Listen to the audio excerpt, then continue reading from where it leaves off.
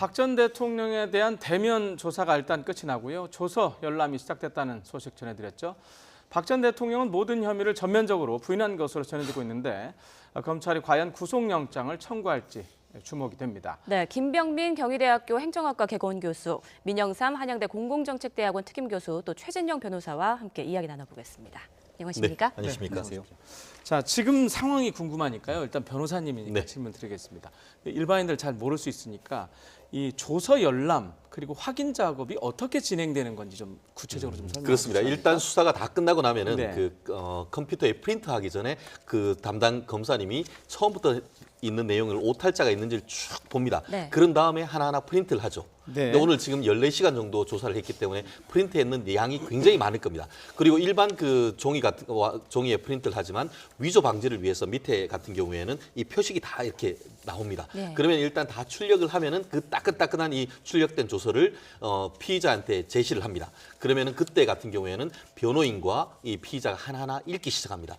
거기에 최종적으로 도장을 찍으면은 그 수정을 못 합니다. 그렇기 때문에 지금 제가 그 일반적으로 봤을 때는 아마 그 굉장히 많을 텐데 먼저 그 박근혜 전 대통령이 하나하나 읽고 그러면은 아직까지 그 이른바 스테이플러 찍지를 않았기 때문에 그럼 네. 옆에 참여를 했던 변호사가 읽고 할 겁니다. 그래서 네. 그때에 최초로 진술을 했는 대로 네. 그대로 진술되었는지 경우에 따라서는 오탈자가 있고 서로 인식의 차이가 있을 수 있기 때문에 그런 네. 부분에 대해서는 체크를 하고 거기에 대해서 수정을 합니다. 그렇기 때문에 그런 절차를 하기 위해서는 상당히 시간이 걸릴 겁니다. 14시간, 상당히? 14시간 예. 정도 해서 예를 들어서 예. 50장 내지 100장을 했다고 하면 그걸 네. 우리가 책을 100장을 읽는다고 해도 몇 시간 걸리지 않겠습니까? 그렇죠. 그거를 피의자가 보고 또 참여했던 변호인이 돌려가서 다 보고 수정까지 하고 하는 경우에는 최소한 시간이 짧아도 1시간 내지는 2~3시간 걸릴 경우도 있지 않을까 싶어서요.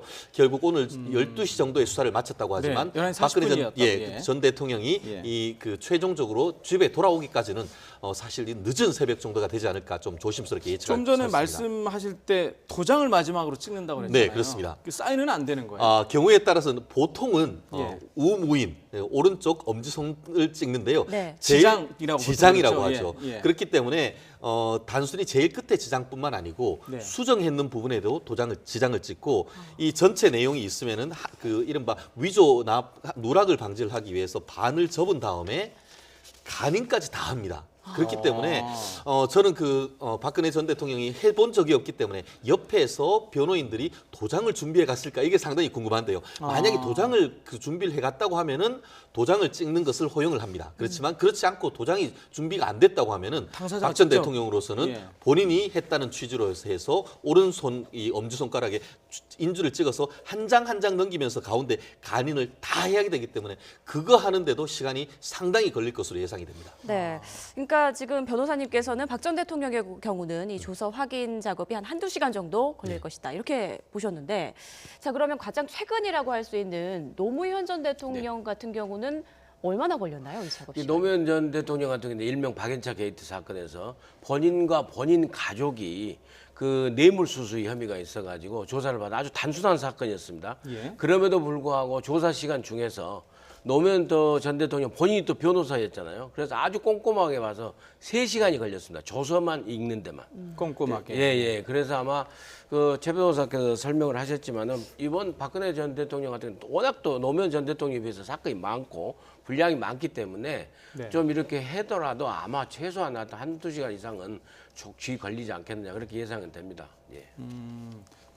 자, 네. 교수님. 지금 일단 대면 조사는 끝이 났단 말입니다. 네. 그렇고 지금 이제 작업을 진행 중인데 그 당초 예상하기를 오늘 한 번에 끝날 거다.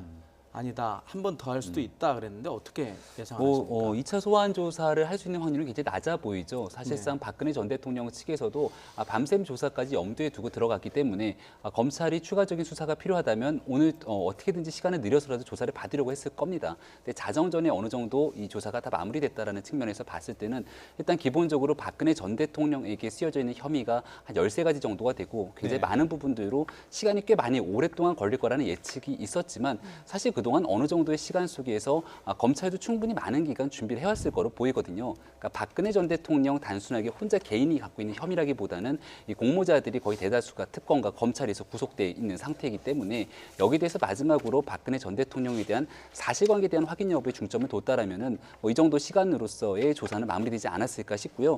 2차 소환 조사에 대한 여부는 사실상 없는 거로 아마 어느 정도의 다 마무리를 지을 거로 보이고요. 일각의 사람들이 예측했던 부분들은 혹시나 오늘 조사를 받는 와중에 이제 검찰이 체포영장을 발부받아서 긴급 체포 구속하진 않겠는가라는 여부도 있었지만 그런 상황도 아닌 거로 봐서는 오늘의 조사를 마무리 짓고 이제 박근혜 전 대통령이 자택으로 돌아가고 난 뒤에 차분히 시간을 갖고 검찰이 이제 오늘의 조사 내용을 바탕으로 구속영장을 청구할지 말지에 대한 최종적인 고민의 과정에 들어가지 않을까 싶습니다. 네. 전직 자, 대통령의 수사 과정에서 이제 재소환한 사례는 노태우 전 대통령께서는 네. 그 재소환이 됐습니다. 아, 그래서 1차 그렇군요. 조사에서 아주 강도 높게 조사를 받고 네. 근 한 열흘 뒤에 그 재소환 돼가지고 그때 바로 이제 구속영장을 청구했죠. 예, 그런 사례가 또 있었습니다. 네. 네, 오늘은 좀 다른 것 같아요, 분위기가. 예, 구속영장 뭐 청구 여부 그리고 뭐 발부 여부는 잠시 뒤에 좀 얘기를 나눠보고요. 자, 일단 궁금한 게요. 조사 그 시간을 봤을 때 한웅재 부장검사가 11시간 정도 조사를 했단 말이죠. 이제 미르와 K스포츠재단 의혹에 대해서. 그리고 이어서 이제 이원석 부장검사가 3시간 정도. 조사 시간이 굉장히 짧았는데 여기에 대해서는 어떻게 보십니까? 그렇습니다. 전체적으로 봤을 때는 뭐 짧았다고 할 수는 없지만 일단 한웅재 형사 8부장 같은 경우에는 미르와 K스포츠재단에 대해서 그 재단 출연했는 773억 원에 대해서 과연 이것이 제3자 뇌물인가 이런 조사를 했는데 전체적인 어떤 시간을 봤을 때는 결국 그 전체 박근혜 전 대통령에 대한 혐의가 13가지인데 네. 결국 8시 40분 이후에 있던 이 부장 같은 경우에는 이 삼성전자가 이 정유라 및 그 최순실 씨 측에 어떤 지원했는 그것에 대해서만 조사를 했고 그것 이외에 한마디로 12가지에 대한 혐의는 사실상 그 한 부장이 전체적인 어떤 조사를 했는 것이 아닌가로 좀 미루어 짐작할 수 있는 것 같은데요. 지금 현재 봤을 때는 뭐 짧은 시간이라고는 할 수 없죠. 그렇지만 전체적인 어떤 13개 조사한다고 하면 거의 새벽 늦게까지 할 수 있지 않을까 싶었는데 생각보다 빨리 했다고 하는데요. 그 이유는 제가 봤을 때는 네. 어떤 그 박근혜 전 대통령을 압박을 해서 자백을 받으려고 했는 그 수사라기보다는 이 검찰 같은 경우에는 결국 수사의 완결성이라는 차원에서 다른 사람 이미 다 조사를 했고 최종적으로 박근혜 전 대통령의 어떤 수사에 대한 의견을 묻는 정도의 그런 어떤 수사의 목표가 있었기 때문에 결국 생각했는 것보다는 조금 싱겁게 빨리 그런 수사가 끝났다라고 보이고 결국 어떤 새로운 증거를 제시했다기보다는 기존의 어떤 1차 이영렬 검찰과 이 특검에서 나왔던 것에 대한 질문을 확인하는 정도 그렇게 됐지 않을까 확인을 생각이 드는 것 같습니다. 근데 이제 그 이원석 부장검사가 그 3시간 나중에 한참 뒤에 짧게 한 것은 그 사건 내용에 있어서 간단한 2가지를 집중적으로 이제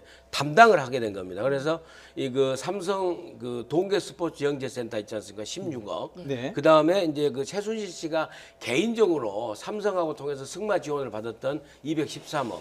이 2가지에 대해서만 이원석 부장검사가 나중에 이제 들어가서 조사를 한 걸로 그렇게 알려져 있습니다. 뇌물죄 관련 네, 네. 부분만. 저 교수님. 네. 지금 낮에 검찰에서 그 관계자가 조사 상황을 전하면서 뭐 비교적 조사는 잘 되고 있다 이렇게 얘기를 했단 말입니다. 네. 근데 잘 되고 있다는 의미가 들리는 사람에 따르면 뭐 혐의를 시인한 것처럼 들리는데 그건 아닌 거죠. 아마 박근혜 전 대통령이 지금 여지까지 해왔던 발언들이 있기 때문에 네. 그러한 내용들을 모두 뒤집으면서 지금까지 받고 있는 모든 혐의를 순순하게 인정할 확률은 극히 낮아 보입니다. 네. 다만 이제 사실관계를 확인하는 여부 속에서 박근혜 전 대통령에게 주어진 여러 가지 혐의들이 있을 거고 또 명확한 정황 증거들이 있을 상황일 것 아니겠습니까? 특히나 오늘 그 중에서 이제 한 부장검사가 굉장히 오랜 시간 동안 조사를 했다라고 얘기를 하고 있는데 특히나 이 대기업 총수와 박근혜 전 대통령 간의 독대 과정에서 무슨 일이 있었는지를 밝히고 증명하는 게 굉장히 중요한 일일 겁니다. 그런 과정 속에서 아마 박근혜 전 대통령은 있는 내용들에 대해서 부인하려고 하는 역할들을 하겠지만 그럼에도 불구하고 묵비권을 행사하는 것이 아니라 그 당시에 있었던 상황들에 대해서 특히나 바로 옆에 있었던 안종범 전 수석의 수첩에 있는 명확한 증거들이 있기 때문에 하지만 이 수첩에 있는 내용들이 박근혜 전 대통령의 지시사항을 받아 적었다라고는 하지만 이 내용을 박근혜 전 대통령이 확인하기 전까지는 이 완벽한 증거로서의 효력을 또 갖기가 어려운 부분들이 분명히 생길 거거든요. 그러한 전반적인 과정 속에서 사실관계에 대한 확인 여부 차원에서의 박근혜 전 대통령이 수사에 적극적으로 협조하는 모습을 아마 보여줬다라는 생각이 들고요. 기존에 박근혜 전 대통령이 갖고 있던 혐의를 뭐 전적으로 시인하거나 인정하는 그런 모습은 아마 보이지 않았을 거로 보여집니다.